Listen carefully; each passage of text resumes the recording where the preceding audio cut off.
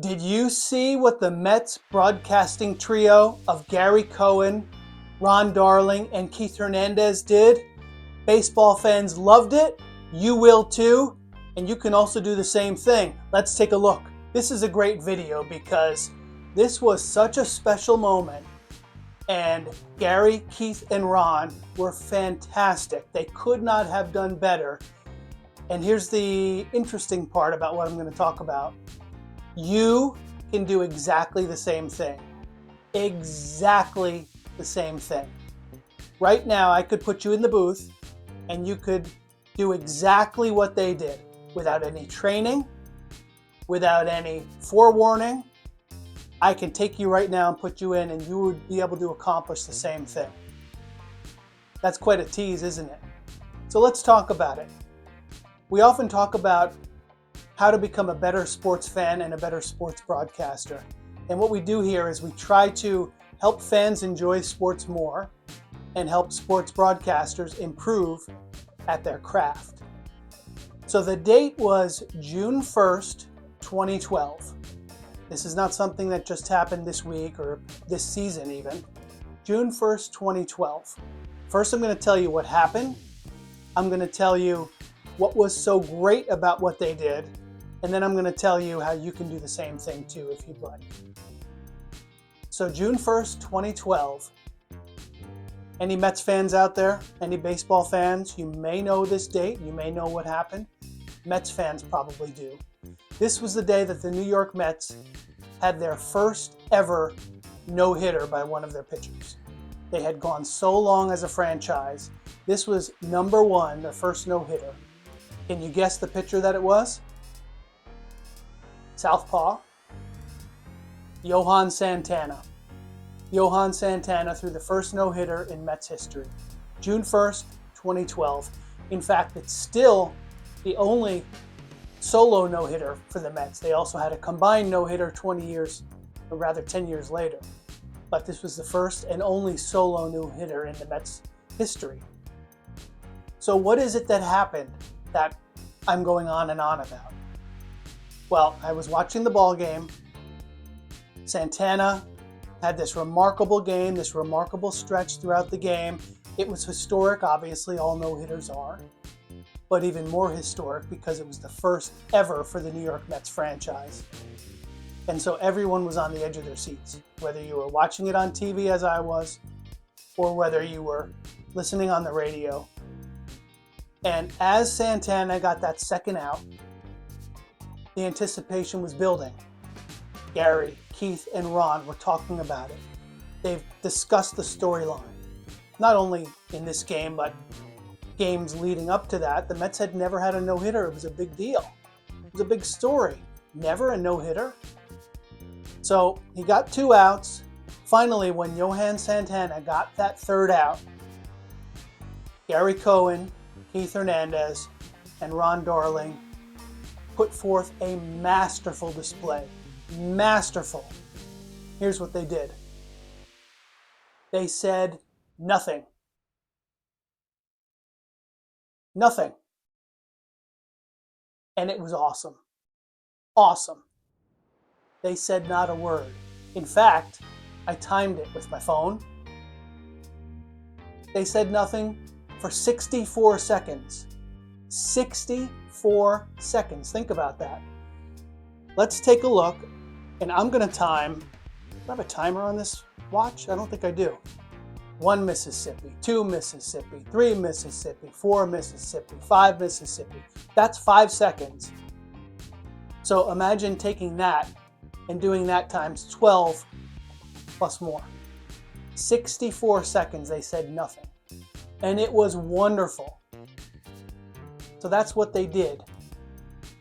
And that's what I've been going on and on about. So why was it wonderful? Here's why what they did was so wonderful.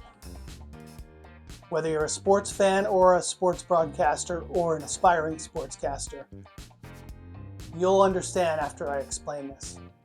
I was watching the game and I was into it. I was glued to the television. I was immersed in the action. I felt as if I were there. And when the last pitch was delivered, they said nothing. The team mobbed him. The fans were going bonkers. It was loud. He was celebrating. He was happy. His teammates were jovial. They were ecstatic. And I felt as if I was right there on the field, or at the very least in the seats. And that is the goal of a sports broadcaster. That's the goal. Our job is to make our listener or our viewer feel as though they're in the stadium. We want them to feel as if they're there. They're watching it with us. Or in the case of radio, they're there, they're watching it, but they're seeing it through their mind's eye because we're describing what they would be seeing if they were there. And so, when Gary Cohen, Keith Hernandez, and Ron Darling said nothing, I've not heard this discussed in the years since, but it must have been something they talked about in between innings. They must have, it was probably Gary Cohen because he's such a professional. He's done this so long. He's a fantastic broadcaster. I don't think I've ever met Gary Cohen. We did broadcast the same game at least one time, a Fordham St. John's basketball game back in the late 90s at the Rose Hill Gym in Fordham in the Bronx. But I don't think I've ever talked to him. I don't think I talked to him that day. We were both busy preparing for the game. But I imagine that he, being the quarterback of the broadcast, the play-by-play man, he probably said to Keith and Ron, if not, it was a producer or a director, probably said, when we get the third out, let's say nothing and let the crowd envelop our viewers. This was a television broadcast. And it's something I noticed at the time, but I never imagined it would have been 64 seconds. If I could not talk right now for 64 seconds to show you, I would, but I'm not going to do it because the YouTube algorithm wouldn't like it, and you would go somewhere else. You would stop watching this video, so I'm not going to do it in this format. But if I were broadcasting a no-hitter and the final out was delivered, I would do that. In fact, and this is all, by the way, from an article at sportscastersclub.com that I wrote about this right after it happened back in 2012. And in the late 90s, I did call a championship in minor league baseball. And when the final out was recorded, it was on a ground ball to third base, throw to first. I was quiet for 15 to 20 seconds, so not as long. It was on the radio, so I felt I did have to say something, but you could hear fireworks, you could hear the crowd, you could hear horns honking. It was a great celebration. But I was on the radio, so I was a little under 20 seconds. Gary Cohen and Ron and Keith, they were on television where you can see it, and they didn't talk for 64 seconds. And that's why it was so special, because they knew at that moment the story was Johan Santana. The story was the Mets finally reaching that pinnacle they had never reached before, their first no-hitter in franchise history. The story was the excitement in the stands, the fans who had been lifetime Met fans who had never seen a no-hitter. And here was Johan Santana coming over from the Twins, delivering that no-hitter. And they fully understood they were not the story. So where many broadcasters, their call would have been, "Oh baby, a no-hitter, I can't believe it. Oh my goodness, I've never seen anything so great. It's a no-hitter. Oh, can you believe it? I can't believe it. This is unbelievable. It's so great to be here. I can't." That would have been some broadcasters, and you know it's true. You could probably name some. But the Mets had three professionals that did the right thing, said nothing. And so congratulations, Gary Cohen. Congratulations, Ron Darling. Congratulations, Keith Hernandez. That was fantastic. Phenomenal. And it helped me enjoy it so much more as a fan. So, thank you. If you love this radio show, please hit the subscribe button and don't forget to share, like, and leave reviews. Your friends will thank you, and they'll think you're super cool. So that brings us to the third part of this video. My guarantee that you, as an aspiring sportscaster, or even if you're not, if you're just a sports fan who stumbled upon this video, or if you're a subscriber, and by the way, if you're still here, are you a subscriber? I hope so. But you can do the same thing, and that is on television. Don't step on the action. Let your viewers see what's going on and don't get in the way. Let your viewers feel as if they're there. Let them experience it as if they were at the game. Let them take it all in and do exactly what they would do if they were at the game. Think about it.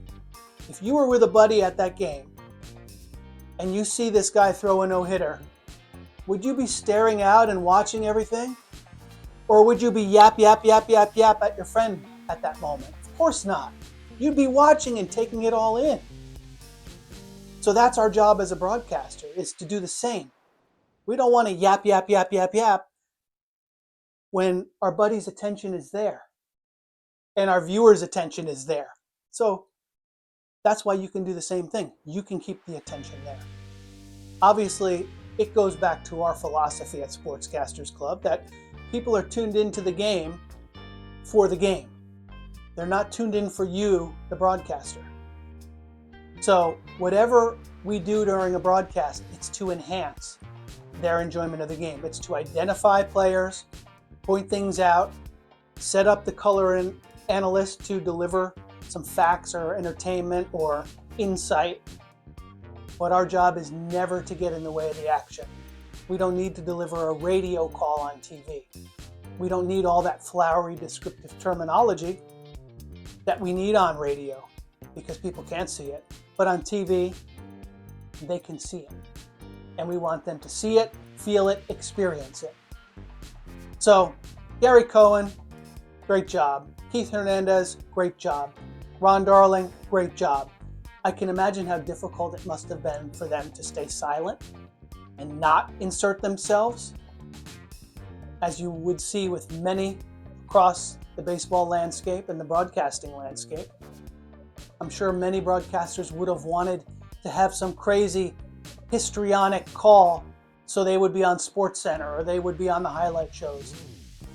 The Mets broadcasters didn't do that. And Mets fans were served by it, served very, very well. That's why Keith Hernandez, Ron Darling, and Gary Cohen have been so well regarded. One of the many reasons that they've been well regarded in New York City. And the New York Mets have had such a great broadcast team for so many years. So that's what they did. They said nothing for 64 seconds. See if you can do the same. It's not easy. Leave me a comment. Let me know what you think. Maybe you think I'm way off the reservation on this one. And maybe you can go find the clip. Watch the clip. See what it was like for 64 seconds. And I guarantee you'll feel as though you were there. My name is Rick. Thank you very much for joining us today. It's been my pleasure. Do me a favor and subscribe so you get the next one. And until the next one, so long.